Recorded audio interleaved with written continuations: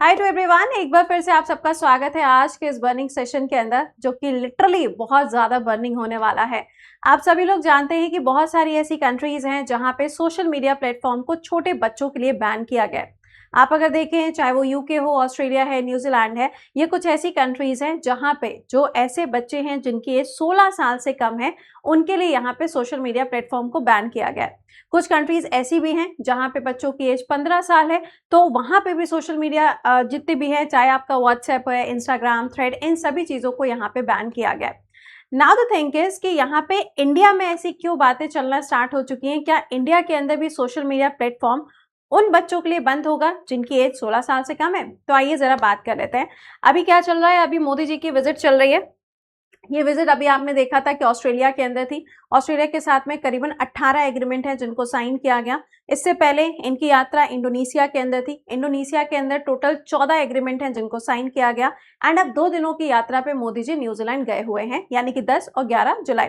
अब पॉइंट यहाँ पर ये है कि यहाँ पे जो बातें हुई हैं, जो वार्तालाप चल रही है, उसको देखते हुए यहाँ पे ये उम्मीद लगाई जा रही है, या आप कह सकते हैं कि अटकनें लगाई जा रही हैं कि हो सकता है कि इंडिया के अंदर भी social media platform under the age of 16 उनके लिए बंद कर दिया जाएगा। कैसे? देखिए, यहाँ पे आप देख पा रहे होंगे कि इंडिया और न्यूजीलैंड के जो रिलेशंस हैं उनको बेहतर करने के लिए ये विजिट आपको देखने को मिल रही है। इनकी मुलाकात होती है पीएम ऑफ न्यूजीलैंड, जिनका नाम है क्रिस्टोफर लक्सन। इसी के साथ में यहाँ पे बायलैटरल समिट का आयोजन भी किया जाएगा, जहां पे दोनों देशों के नेताओं के बीच में वार्तालाप भी होगी। बट इन सभी चीजों के बीच में जब मोदी जी के द्वारा अपना स्टेटमेंट दिया गया, तो वहां पर आप देखेंगे तो काफी सारे स्टेटमेंट्स हैं, एक दो स्टेटमेंट्स नहीं है, जैसे कि आप यहाँ पे देख पाओगे। अगर हम रिलेशंस की बात करें इंडिया और न्यूजीलैंड, तो यहाँ पे आप देखेंगे कि इंडिया न्यूजीलैंड के बीच का जो ट्रेड है काफी तेजी से ग्रो कर रहा है। 49% ग्रोथ आपको देखने को मिली है। इंडिया के करीबन 8,000 के आसपास स्टूडेंट्स हैं जो न्यूजीलैंड के अंदर पढ़ाई कर रहे हैं, तो एक ये भी काफी इंपॉर्टेंट फिगर आपको देखने को मिलेगा। इसके अलावा आप अगर देखो तो यहाँ पर आपको दिखाई दे रहा होगा कि 100% ऑफ इंडियन एक्सपोर्ट, यानी कि जो ड्यूटी पे की जाती है, उसमें आप देखेंगे कुछ चेंजेस आपको देखने को मिल सकते हैं आने वाले समय में। और दोनों देशों के बीच का जो ट्रेड, इन्वेस्टमेंट और जॉब है, इसको भी ग्रोथ देखने को मिलेगी।